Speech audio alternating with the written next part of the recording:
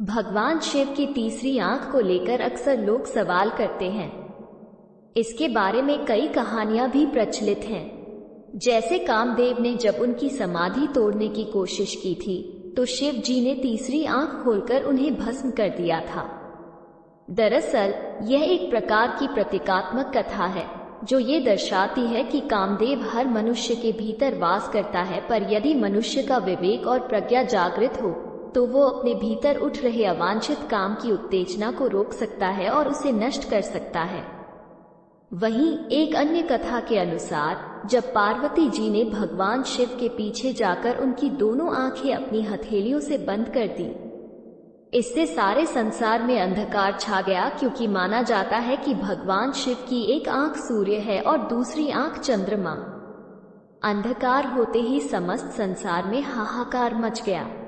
तब भोलेनाथ ने तुरंत अपने माथे से अग्नि निकालकर पूरी दुनिया में रोशनी फैला दी। रोशनी इतनी तेज थी कि इससे पूरा हिमालय जलने लगा। ये देखकर मां पार्वती घबरा गई और तुरंत अपनी हथेलियां शिव की आंखों से हटा दी। तब शिव जी ने मुस्कुराकर अपनी तीसरी आंख बंद की। शिव पुराण के अनुसार पार्वती जी को इससे पूर्व ज्ञान नहीं था कि शिव त्रिनेत्रधारी हैं।